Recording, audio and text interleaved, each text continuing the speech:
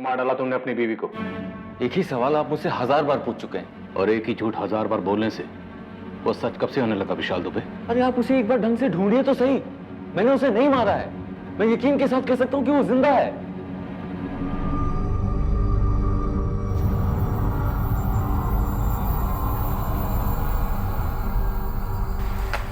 कभी तो मुस्कुरा के परोस दिया करो। मेरे मुस्कुराने से तुम्हारा पेट भरने से रहा। चाय लाती हूँ। नहीं चाहिए तुम्हारी चाय, नहीं चाहिए तुम्हारा नाश्ता। तुम्हारे बर्ताव से ही पेट भर गया।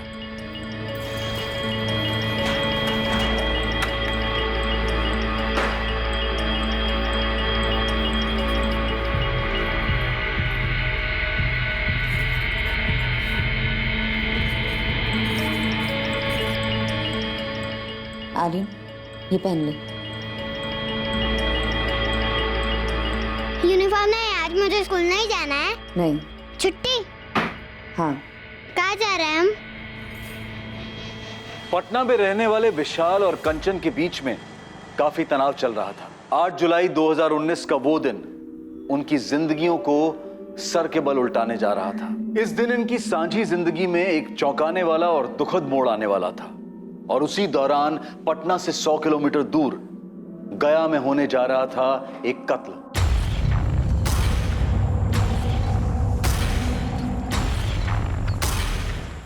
हाँ भाई बताओ, क्या प्लान है? बताओ, ये तो गोलियों की आवाज है ना? हाँ साहब। साला इन शिकारियों की ऐसी की तैसी।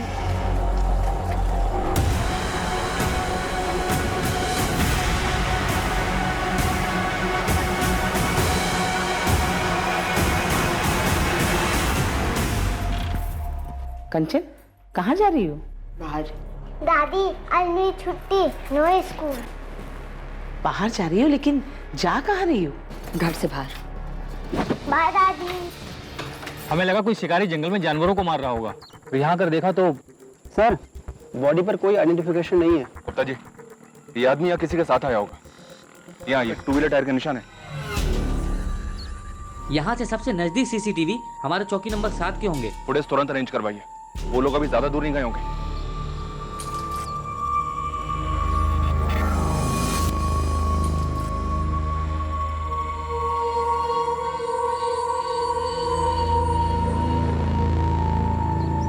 बाबू, बाबू। जी सर। अरे गौरी मोड़ पर मर्डर हुआ है। क्या? सीसीटीवी फुटेज जल्दी निकाल, पुलिस को देनी है। जी सर।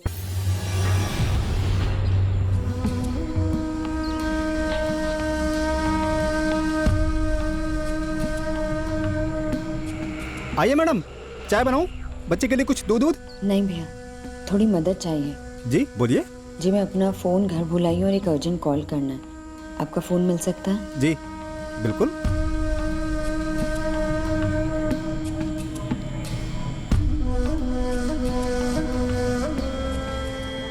मैम, आपकी रिक्वेस्ट हमने नोट कर ली है और 24 घंटों के अंदर आपका पार्सल आपके घर पहुंचेगा। आप निश्चिंत रहिए।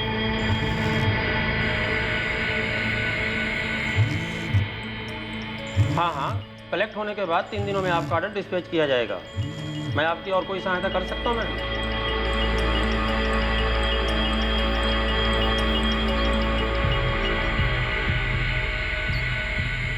भैया। क्या वो मैडम, लग नहीं रहा है? नहीं भैया, थैंक यू। मम्मी, हम घर कब जाएंगे? थोड़ी देर बाद। पापा भी आते तो बहुत मजा आता। पिकनिक।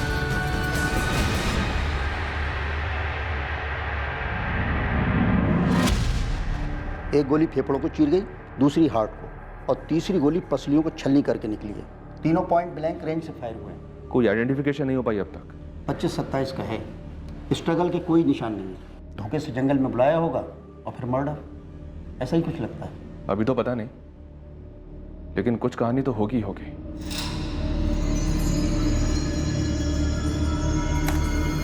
ये रहा। सर, दोनों ने हेलमेट पहन रखा है, किसी का चेहरा नजर नहीं आ रहा है। बाइक के सामने की नंबर प्लेट निकाली गई है।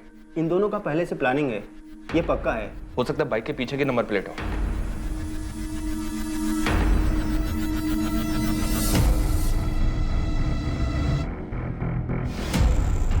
पीछे भी नहीं है। मतलब लीड मिलने के सारे रास्ते ब्लॉक किए गए हैं। सर हेलमेट पे भी ऐसा कुछ नहीं है जिससे कोई क्लू मिल सके। बलफ, जी सर। इस फुटेज को गया के सारी ट्रैफिक स्टेशंस में फॉरवर्ड करो। कहीं ना कहीं के सीसीटीवी से कुछ तो पता चलेगा इन दोनों के बारे में।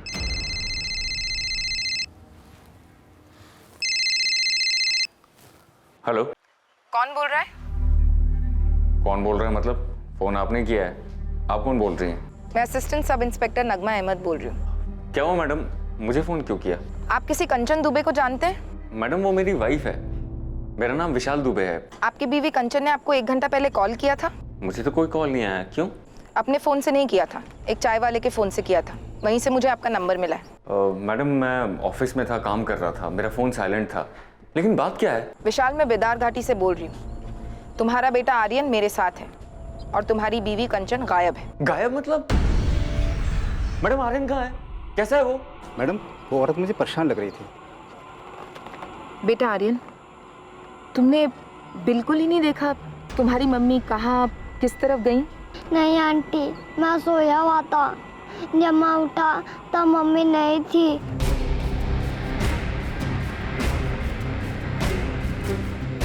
Mummy, mummy, mummy, mummy, mummy, mummy.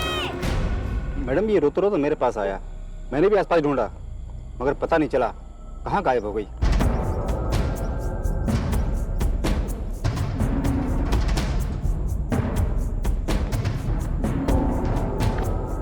Madam काफ़ी ढूंढ लिया मैडम, कहीं पे भी कोई औरत दिखी नहीं और ना ही कुछ ऐसा दिखा जिससे लगे कि औरत को कुछ हुआ हो। बच्चे को यहाँ अकेले ले आई, फिर गायब हो गई है। कोई घरेलू मामला लगता है। मैडम आत्महत्या, नदी में कूदकर।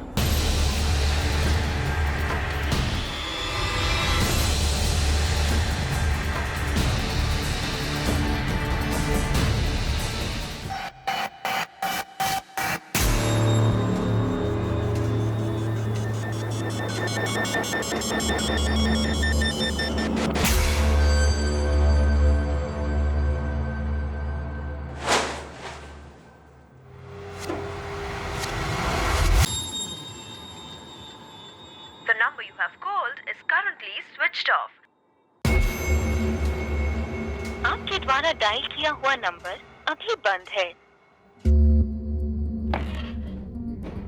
सर, कंचन दुबे का फोन अभी भी स्विच ऑफ आ रहा है। फोन रिकॉर्ड के लिए रिक्वेस्ट डाल दिए। नदी के पास सर्च ऑपरेशन का क्या हुआ? अभी तक कुछ नहीं मिला है सर। बच्चे से दोबारा बात करनी पड़ेगी, पति से तो डेफिनेटली बात करनी पड़ेगी। कंचन के साथ कुछ भी हो सकता है। लग तो रहा कि पति पत्नी के बीच का कोई झगड़ा है।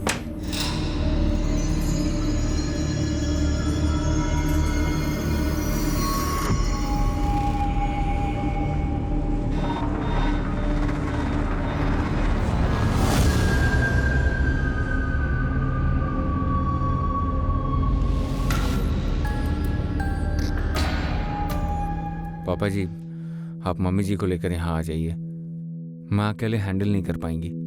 जी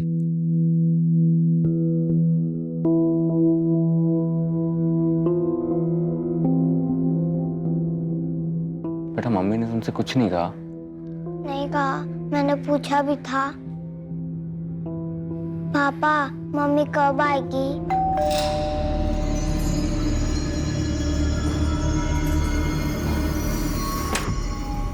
मैडम लगता है मोबाइल बच्चे ने कचरे में फेंक दिया था। मोबाइल? कंचन का फोन? विशाल, ये कंचन का मोबाइल है ना? कचरे के डब्बे में?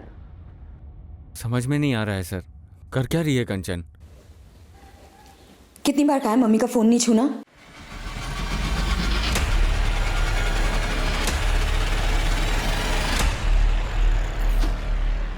आपके पास कंचन के इस मोबाइल का पासवर्ड है? नहीं सर। फोरेंसिक वाले आज ही खोल के देते हैं तो ठीक, वरना किसी मोबाइल की दुकान पे जाओ और खुलवा कर ही लौटना। जी सर। विशाल, मामला थोड़ा प्लानिंग वाला लग रहा है। मोबाइल को स्विच ऑफ करके कचरे के डब्बे में फेंक दिया, फिर घर पे बिना किसी को बताए बच्चे को साथ लेकर बेदार घाटी में नदी के किनारे चली, वहां से एक चाय वाले के मोबाइल से आपको फोन ट्राई किया और फिर बच्चे को वहां सोया हुआ छोड़कर गायब हो गई। किस बात से इतना डिस्टर्ब थी? पता नहीं सर, पहले से ही उसका बेसिक नेचर थोड़ा चिड़चिड़ा सा रहा है, पर पिछले कुछ दिनों से कुछ ज़्यादा ही कटी कटी सी थी। नदी में कूद कर जान दे दे, ऐसी कोई वजह? अरे सर, आप ऐसा क्यों कह रहे हैं? वो सुसाइड नहीं कर सकती है। बच्चे को अकेला छोड़ के गायब हो सकती है? अपने इकलौते 4 साल के बच्चे को इतने बड़े खतरे में डाल सकती है? ऐसा भी तो हो सकता है ना कि उसको नदी किनारे घुमाने लेके गई हो। ऐसे ही एकदम से बच्चे का स्कूल मिस करवा कर? मुमकिन तो है ना सर? हाँ मुमकिन है, पर सुसाइड और खुद से गायब होना भी तो मुमकिन है। देखिए मुमकिन क्या है, रियलिटी क्या है, ये समझने के लिए आपको बताना ही पड़ेगा कि आप दोनों के बीच में इशू क्या था। टेंशन में तो थी वो जरूर, पर किस बात से परेशान थी वो मेरे साथ शेयर नहीं कर रही थी।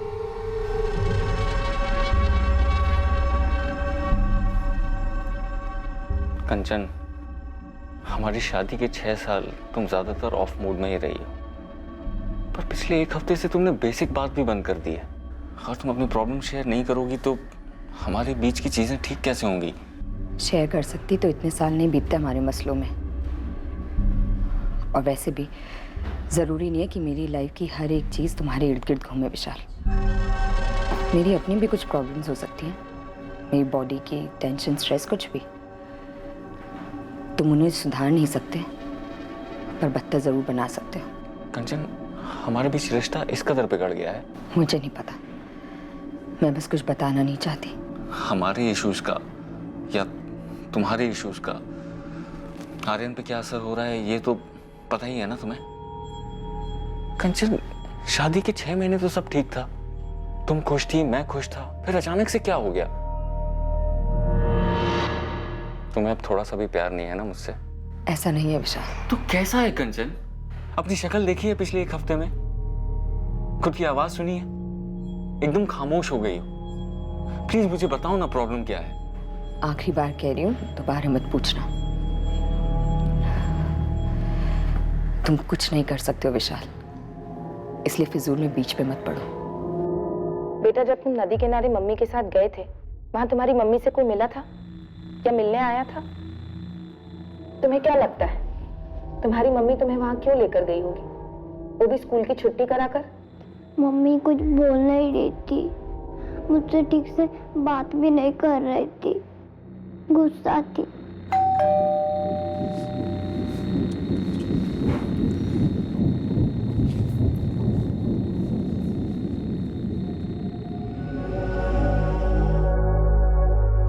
ये क्या हो रहा है कावेरी जी? हमारी बेटी कांचन गायब कैसे हो गई? सुनीता जी, हम खुद नहीं जानते ये सब कुछ ऐसे कैसे हो गया। अब हम लोग नालंदा में रहते हैं, अक्सर कंचन से फोन में बात होती रहती है, और पिछले हफ्ते भी तो मैंने फोन किया था उसे, लेकिन तब ऐसा कुछ लगा नहीं कि वो परेशान है या कुछ और। अभी तो 1 महीने पहले नालंदा से लौटी थी, तब भी अच्छी खासी तो थी।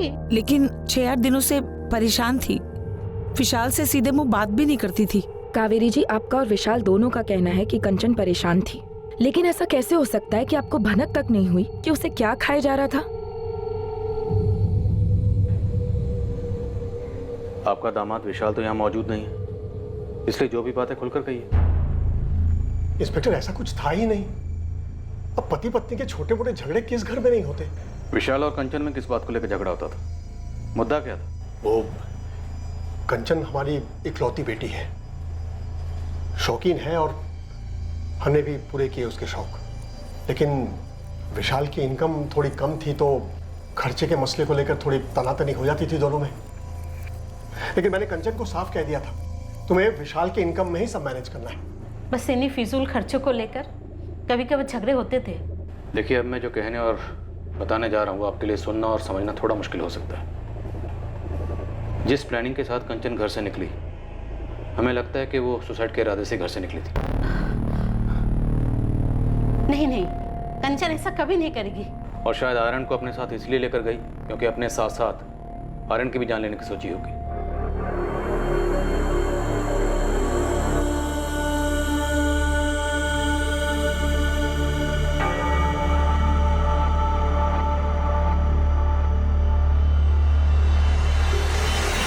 कंचन आर्यन को कोई नुकसान नहीं पहुंचा सकती। और ये कैसी बातें कर रहे हैं आप? हमारी बेटी कभी सुसाइड कर ही नहीं सकती। देखिए, अगर उसे कहीं जाना ही होता तो अकेली जाती, अपने बेटे को साथ में लेकर क्यों जाती? देखिए, हमें लगता है कि वो सुसाइड के इरादे से गई थी, हिम्मत नहीं कर पाई, इसलिए हताश होकर अपने बच्चे को वहीं छोड़कर अकेले कहीं चली गई, या शायद नदी में कूद गई।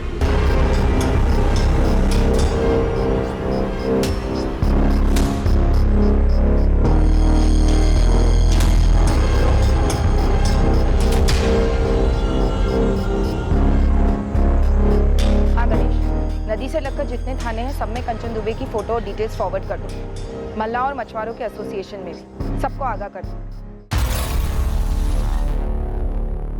विशाल बेटा, वो पुलिस वाले कह रहे हैं कि किसी घरेलू अनबन के कारण कंचन ने। भाई साहब, कंचन का व्यवहार बद से बदतर होता जा रहा था।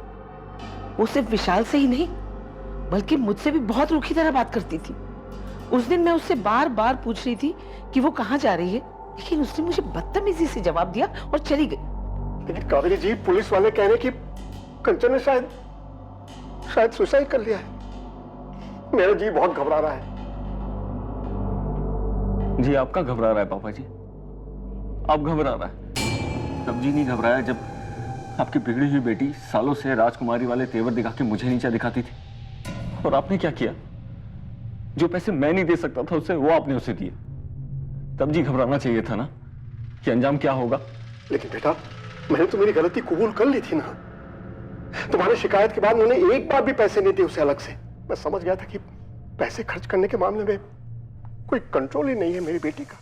देख कंचन बेटा, ये पैसे जो तुम मुझसे मांग रही है ना, ये मैं तुझे दे नहीं सकता। पर क्यों पापा? हम आप ये मत कहिए कि आप अफोर्ड नहीं कर सकते हैं। बेटा, तू नहीं कर सकती। अपने पति का अपमान तू अफोर्ड नहीं कर सकती। पापा आप भी? मैं जो भी कह रहा हूं उसे ध्यान से सुन। ये लड़का अच्छा है तेरे लिए। विशाल एक अच्छा इंसान है और उससे तुझे 3 साल का एक बच्चा भी है। बेटा, बार बार उसकी इनकम को ऐसे कम ठहराएगी तो उसके आत्मसम्मान को ठेस पहुंचेगी बेटा, और ये अच्छी बात नहीं है। अच्छा, तो मेरे पीठ पीछे वो मेरी चुगली भी करने लगा आपसे? विशाल ने क्या कहा पापा? विशाल ने क्या कहा या नहीं कहा ये कोई मायने नहीं रखता। मायने छोड़िए पापा, ये बताइए विशाल ने क्या कहा? क्या उसने कहा कि मुझे और पैसे ना दो? हाँ बोला मैंने उनसे कि तुम बेकार की ज्वेलरी में फिजूल खर्च करती हो, तुम्हें कैश ना दें। तो तुम दोगे मुझे पैसे? हाँ, लाओ दो। होते भी तो नहीं देता। वैसे भी कौन से होते हैं? कंचन, मैं हर महीने की तनख्वाह तुम्हारे हाथ में देता हूँ ताकि महीना इज्जत से कट जाए। घर की EMI, फैमिली का खर्चा, ये सारी चीजें अच्छे से मैनेज हो जाएं। लेकिन तुम्हें तो इन सब चीजों को कोई फर्क ही नहीं पड़ता। ये मेरी मेहनत की कमाई है, संभालो इसे। संभाला वो जाता है जो हाथ में हो। तुम्हारी कमाई ना तुम्हारे दिमाग में ज्यादा है। पता नहीं किस बात का गुरूर है। गुरूर नहीं है, मैं हमारे बच्चे के लिए, तुम्हारे लिए मेहनत करता हूं, किसी के सामने हाथ नहीं फैलाता। एक चीज होती है गरिमा, डिग्निटी, आत्मसम्मान, जो हमें सिखाती है अपनी कमाई में मैनेज करना। जरूरी क्या है और फिजूल क्या है, इसमें फर्क समझो कंचन। विशाल बेटा, तुम्हें लगता है कि सिर्फ पैसों के मसलों को लेकर कंचन ने अपने साथ कुछ कर दिया है? मुझे क्या पता पापा जी, वो कभी अपनी आदत से बाज ही नहीं आई। आप कहते हैं कि आपने उसे पैसे देने बंद कर दिए थे, लेकिन उसकी ज्वेलरी की शॉपिंग कभी बंद ही नहीं हुई।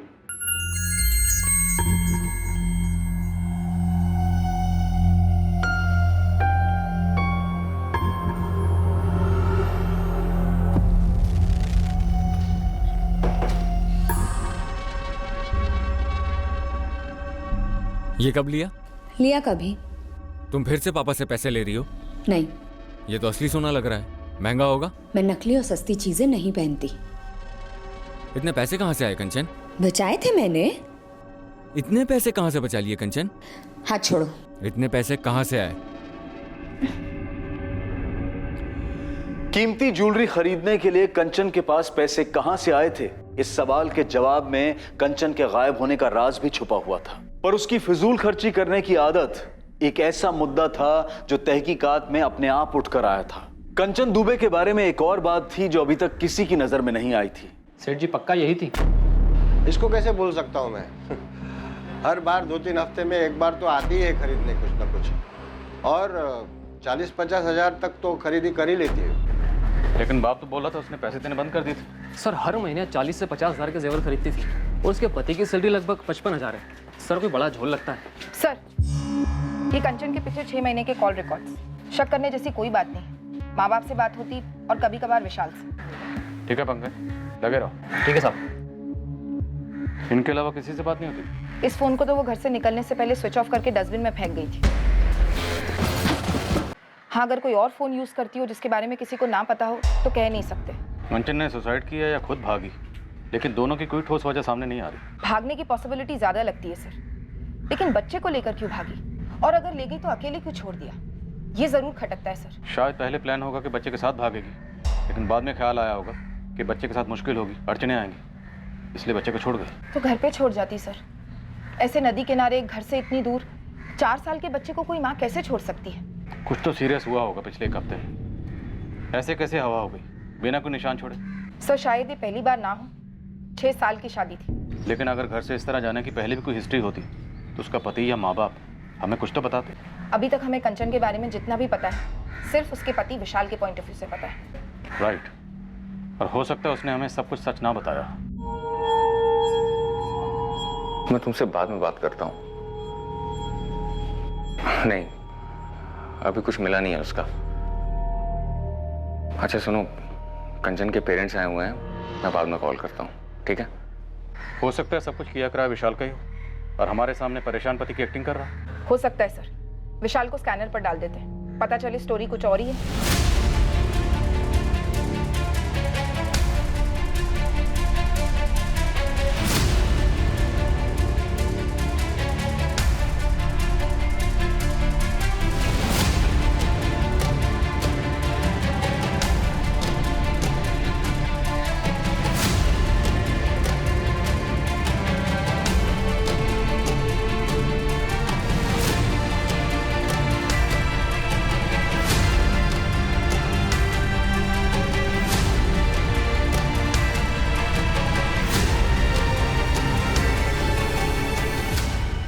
कभी कुछ बताती नहीं है। कहती है मार्केट जा रही हूँ, फिर 2-3 घंटे बाद लौटती है।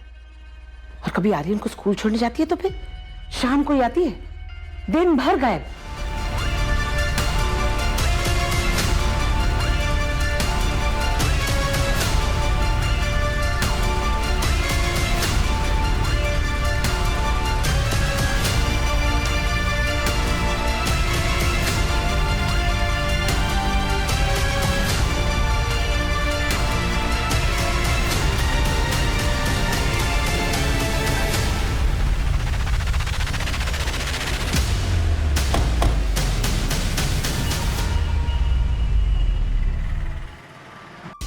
जैसे ही आपके खबरी ने मुझे फोटो दिखाई, मैंने बता दिया ये बंदा 7 जुलाई की रात को हमारे यहाँ ही रुका था।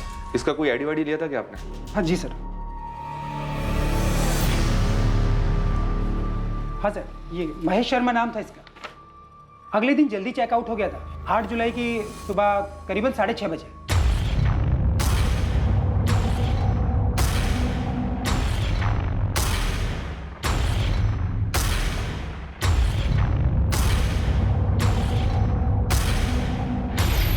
एक बात थी साहब, तब नहीं खटकी, लेकिन मर्डर के बारे में सुनते ही दिमाग में आई।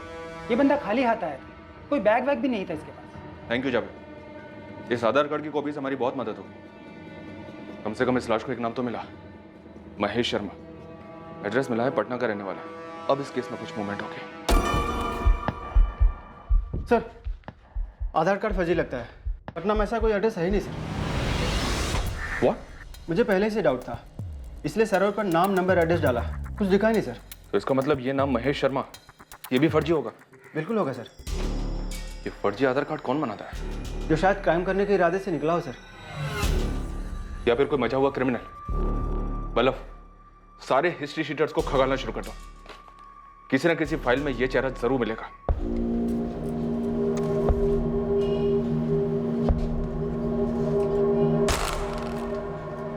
चलिए। इंस्पेक्टर, मैं खाली नहीं बैठा हूं, काम करता हूं। और वो मेरा ऑफिस नहीं है जहां पे आपका ये कांस्टेबल अचानक से धमक पड़े। और ये क्या धमकी वाले आवाज में मुझे यहाँ बुलाया जा रहा है? ये क्या तरीका है? पत्नी किसकी गायब है? माना कि मेरी पत्नी गायब है और मैं भी चाहता हूं कि वो जल्द से जल्द सही सलामत मिले, लेकिन मैं जॉब करता हूं, अपनी नौकरी ढंग से नहीं करूंगा तो ये जॉब भी मेरे हाथ से जाएगा और फिर शायद दीपिका भी हाथ से जाएगी। मुझे ऐसा क्यों लग रहा है कि आप लोग मुझ पे शक कर रहे हैं कि कंचन के गायब होने में मेरा हाथ है? तुम्हारी पत्नी गायब है, हमें कोई सुराग नहीं मिल रहा, और अब हमें पता चल रहा है कि तुम्हारी जिंदगी में एक दूसरी औरत है, दीपिका। आप लोग मेरी पर्सनल लाइफ में क्यों घुस रहे हैं? कहीं जबरदस्ती ये साबित करने की तो कोशिश नहीं कर रहे कि कंचन के साथ मैंने कुछ कर दिया? पता नहीं था कि दीपिका का नाम सुनकर तुम इतना हड़बड़ा जाओगे। और तुमने क्या सोचा था? तुम हमें दीपिका के बारे में नहीं बताओगे तो हमें उसके बारे में कुछ पता नहीं चलेगा। सर, दीपिका अग्रवाल पूरा नाम है। विशाल दुबे की काफी खास दोस्त लगती है। रात को 2-3 बजे तक भी मैसेजेस एक्सचेंज होते हैं। पटना की है? यस सर, फोन रिकॉर्ड्स में उसका फोटो, एड्रेस सब मिला है।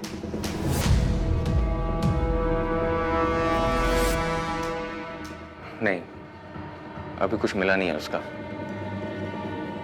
अच्छा सुनो, कंचन के पेरेंट्स आए हुए हैं, मैं बाद में कॉल करता हूँ। ओके विशाल, फ्री होकर कॉल करना। दीपिका का कंचन से या उसके गायब होने से कोई वास्ता नहीं है। दीपिका भी यही बोलेगी। दोनों ने मिलकर सब कुछ डिसाइड किया, क्या बोलना है क्या नहीं बोलना। आज के दौर में टेक्नोलॉजी, खास करके इंटरनेट राज कर रहा है।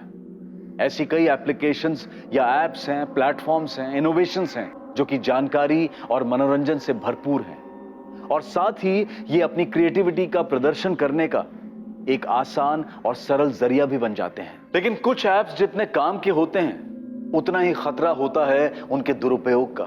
ये जिस स्पीड से काम करते हैं उतनी ही स्पीड से तबाही भी मचा सकते हैं।